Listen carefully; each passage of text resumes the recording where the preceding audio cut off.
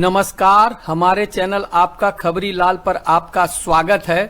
झारखंड के क्रांतिकारी नेता जयराम महतो ने सरकार के विरुद्ध अपनी आवाज बुलंद कर दी है। नियोजन नीति के अभाव में आज तक झारखंडियों का जो शोषण होता रहा है, यहाँ की सरकारी नौकरियों में झारखंड वासियों को उचित स्थान नहीं मिला। इन कारणों पर प्रकाश डालते हुए जयराम महतो काफी उग्र नजर आए। जयराम महतो ने कहा कि झारखंड में नियोजन नीति नहीं होने के कारण यहाँ के युवाओं के साथ अन्याय हो रहा है। तत्काल नियोजन नीति बनाई जानी चाहिए ताकि झारखंड की नौकरियों में झारखंडी युवाओं को प्राथमिकता मिले, अन्यथा इस राज्य के निर्माण का जो उद्देश्य था वो पूरा नहीं होगा। पहला तो नियोजन के मामले में सरकार काफी पीछे है, और जो अगर हम नियोजन कर भी रहे हैं तो उसमें क्या हो रहा है अध्यक्ष महोदय, नियोजन नीति नहीं रहने के कारण हमारे राज्य के युवाओं के साथ बहुत बड़ा धोखा हो रहा है। इस राज्य की निर्माण का जो उद्देश्य था वो उद्देश्य कहीं ना कहीं यह दिख रहा है कि हम उस उद्देश्य से काफी भटक चुके हैं। इस राज्य का निर्माण इसलिए नहीं हुआ था कि हमारे राज्य के युवा बेरोजगारी का सामना करेंगे, हमारे राज्य के युवा अन्य प्रदेशों में जाकर मजदूरी, दिहाड़ी मजदूरी करने का काम करेंगे। नियोजन नीति के न होने के कारण ही हमारे भाई, हमारी माता बहनें अन्य प्रदेशों में छोटा मोटा काम कर अपना जीवन चला रहे हैं। इस राज्य का निर्माण इसलिए नहीं हुआ था कि हमारे राज्य के युवा बेरोजगारी का सामना करेंगे, हमारे राज्य के युवा अन्य प्रदेशों में जाकर मजदूरी, दिहाड़ी मजदूरी करने का काम करेंगे।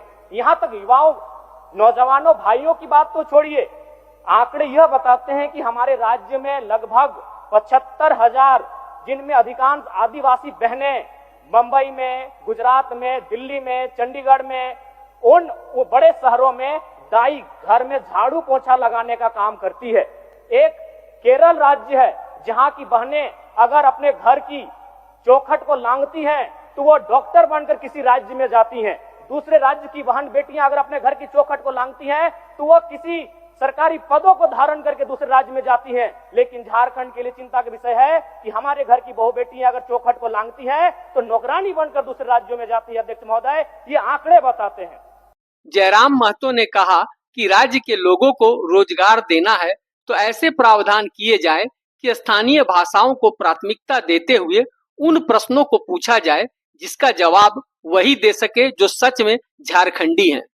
क्योंकि भारत का संविधान जो कि कहता है 16(2) हम धर्म, जाति, नस्ल, लिंग, वंश, जन्मस्थान या निवास स्थान के आधार पर सरकारी नौकरियों में भेदभाव नहीं कर सकते हैं। मैं भारत के संविधान का सम्मान करता हूं, लेकिन इसमें कहीं नहीं लिखा है कि हम भाषा के आधार पर भेदभाव नहीं कर सकते हैं। अध्यक्ष महोदय, राज्य सरकार को चाहिए कि जिला नहीं, अगर संभव हो तो प्रखंड में जाकर भाषा का चयन किया जाए और भाषा के आधार पर परीक्षा लिया जाए। इसलिए अध्यक्ष महोदय, मैं सरकार को यह सुझाव देना चाहूंगा, अगर आपसे जिला स्तरीय नहीं हो पाता है तो आप प्रखंड में जाइए और वहां कौन सी भाषा बोली जाती है उस भाषा के आधार पर परीक्षा लीजिए। अध्यक्ष महोदय, मैं एक छोटा सा उदाहरण देता हूं। अगर परीक्षा में यह पूछा जाएगा कि आंख का तारा का मतलब क्या होता है, तो इस सवाल को उत्तर बंगाल के स्टूडेंट भी देंगे, बिहार के स्टूडेंट भी देंगे, गुजरात और राजस्थान के भी स्टूडेंट देंगे। लेकिन अगर सवाल पूछा जाएगा पकड़ तरे हाथ करे करे झांक, हाथ से छूटल माछ और बांधे गड़ल कांच, एकर माने की लागय, दूसरे राज्यों के स्टूडेंट नहीं कर पाएंगे। तो आप उनको ये मंतव्य दीजिए कि ज्यादा से ज्यादा जो परीक्षा ली जाए वो हमारी भाषाओं में ली जाए। उदाहरण के लिए, मंगरी यार बुधनी ढेकिया कुटेले गेल हले, ढेकिया कुटते कुटते कानी मोनी उंगरिया कुटाए ले। ये दूसरे राज्यों के अभ्यर्थियों को समझ में नहीं आएगा। उनसे ये पूछा जाए कि घैला और पहला में अंतर क्या होता है, दूसरे राज्य के अभ्यर्थियों को ये समझ में नहीं आएगा। आप अगर उनको सिलेबस देंगे तो सिलेबस को कोई भी याद कर सकता है, उन्हें सिलेबस नहीं, जो हम लोग गांव में होता है, जो हमारी संस्कृति में होता है, जो हमारी परंपराओं में होता है, उनके आधार पर परीक्षाएं ली जाए। और नहीं तो ये मैया सम्मान योजना की राशि मैं सराहना करता हूं सरकार की, लेकिन कब तक बांध के रखेगी हमारे नौजवानों को और हमारी उन माओं को जिनको आप 2,500 रुपए दे रहे हैं, लेकिन उन्हीं की बेटों और बेटी की नौकरियां जो 50,000, 70,000, 90,000 आप दूसरे राज्यों को बेचने का काम कर रहे हैं। उन्होंने मुख्यमंत्री हेमंत सोरेन को आड़े हाथ लेते हुए कहा कि मुख्यमंत्री कहते हैं कि यहाँ की कंपनियां अगर स्थानीय लोगों को 75% रोजगार नहीं देती तो उन पर कब्जा कर लूं। क्यों कब्जा कर लें? आप राज्य के मुखिया हैं, आप चाहें तो इन कंपनियों में सीधे तरीके से भी 75% लोगों को रोजगार दे सकते हैं। तो फिर क्यों लोगों को भड़का रहे हैं? इस कब्जा करने के दौरान जो दंगा फसाद होगा उसका जिम्मेदार कौन होगा? और कब्जा कर भी ले तो फिर कंपनियां कैसे चलेगी? आप सिर्फ जनता को बेवकूफ बना रहे हैं। सोचिए, इसीलिए पहले तो धनबाद की वो जनता जिन्होंने गोल्फ ग्राउंड में मुख्यमंत्री के लिए तालियां बजाई थी जब उन्होंने कहा था 75% नौकरियां आपको निजी कंपनी नहीं दे रही है तो जाकर कब्जा कर लीजिए। मेरी प्यारी जनता, आपके मुख्यमंत्री पलटी मार चुके हैं, आपके मुख्यमंत्री यू टर्न मार चुके हैं। आप लोग उस आउटसोर्सिंग जगहों पर अपने स्थानीय लोगों के साथ कब्जा कीजिए और अपना पूरा हक अधिकार लेने का प्रयास कीजिए। कि जब मुख्यमंत्री वहां भाषण दे रहे थे आप तालियां पीट रहे थे कि मुख्यमंत्री कितना अच्छा भाषण दिए। हमने कानून बनाया है, कोई भी आउटसोर्सिंग जगह हो वहां पर 75% लोगों को, स्थानीय लोगों को रखना उसका अनिवार्य होगा। गोल्फ ग्राउंड झारखंड मुक्ति मोर्चा के लिए एक ऐतिहासिक मैदान है। वहां इस बार मुख्यमंत्री महोदय ने भाषण दिया था कि निजी कंपनियों में 75% अगर आपको काम नहीं दे आप कब्जा कर लीजिए। देखिए जनता को मुख्यमंत्री कैसे बुड़बक बना रहे हैं। जब ये भाषण मंचों में देते हैं, पंडालों वाले मंचों में भाषण देते हैं, तब ये कहते हैं कि 75% नौकरी नहीं दे रही है तो कब्जा कर लीजिए। और वही भाषण जब सदन में रखा जाता है, चूंकि सदन की गरिमा होती है, सदन का प्रोटोकॉल होता है, तो संसदीय कार्य मंत्री आके कहते हैं कि इसको अब जयराम जी के इस भाषण को रिकॉर्ड से हटा दिया जाए। मुख्यमंत्री ने ऐसा कहा ही नहीं है। सोचिए, इसीलिए पहले तो धनबाद की वो जनता जिन्होंने गोल्फ ग्राउंड में मुख्यमंत्री के लिए तालियां बजाई थी जब उन्होंने कहा था 75% नौकरियां आपको निजी कंपनी नहीं दे रही है तो जाकर कब्जा कर लीजिए। मेरी प्यारी जनता, आपके मुख्यमंत्री पलटी मार चुके हैं, आपके मुख्यमंत्री यू टर्न मार चुके हैं। तो ये धनबाद की जनता को और बाकी राज्य की जनता को सोचना चाहिए कि जब मुख्यमंत्री वहां भाषण दे रहे थे आप तालियां पीट रहे थे कि मुख्यमंत्री कितना अच्छा भाषण दिए कि हमको नौकरी नहीं मिल रहा है, कंपनी में कब्जा कर ले। और वही मुख्यमंत्री, आपके सोना दुलारे मुख्यमंत्री, सदन में मुकर रहे हैं, सदन में यू टर्न ले रहे हैं, आपकी भावनाओं के साथ खेल रहे हैं, आपकी भावनाओं के साथ खेलने का काम कर रहे हैं। इसलिए राज्य की जनता को भी सचेत होने की आवश्यकता है। जयराम महतो ने असंगठित मजदूरों की बात उठाते हुए कहा कि वे राज्य के नायक हैं, मगर सबसे ज्यादा सुविधा विहीन वर्ग है।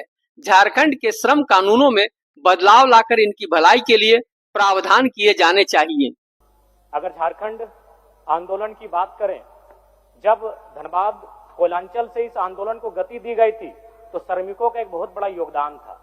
लेकिन आज अगर मैं श्रमिकों की बात करूं, श्रमिक वे होते हैं जो अदृश्य नायक की तरह इस राज्य के निर्माण में अपनी भूमिका का निर्वहन करते हैं। चाहे वो विधानसभा के निर्माण की बात हो, सड़क पुल के निर्माण की बात हो, या बगल में हाईकोर्ट या क्रिकेट स्टेडियम के निर्माण की बात हो। लेकिन जब हम उनकी सुविधा की बात करते हैं अध्यक्ष महोदय, तो हमें लगता है हमारे राज्य के पास उनके लिए कोई तैयारी नहीं। मैं बात कर रहा हूं हमारे दिहाड़ी मजदूरों की, सब्जी और फल विक्रेताओं की, और उन हजारों टेम्पो चालकों की जो बिना किसी छुट्टी या सामाजिक सुरक्षा के झारखंड की अर्थव्यवस्था का चक्का घुमा रहे हैं। वर्तमान में राज्य के श्रम कानूनों में इन ओपन मजदूरों के लिए कोई स्पष्ट और प्रभावी ढांचा मौजूद नहीं है। एक निर्माण श्रमिक या रेहड़ी पटरी वाला व्यक्ति जब सुबह घर से निकलता है तो उसे यह नहीं पता होता है कि आज काम मिलेगा या नहीं मिलेगा, और यदि काम मिल भी जाए तो दुर्घटना की स्थिति में उसके पास ना तो बीमा है, न इलाज के लिए ESI की सुविधा है, और ना ही बुढ़ापे के लिए PF का सहारा है। अतः मैं सरकार को स्पष्ट सुझाव देना चाहूंगा कि इन श्रमिकों को व्यवस्था के दायरे में लाने के लिए एक यूनिक वर्कर ID प्रणाली लागू की जाए। यह केवल एक कार्ड नहीं बल्कि उनके अधिकारों का सम्मान होगा।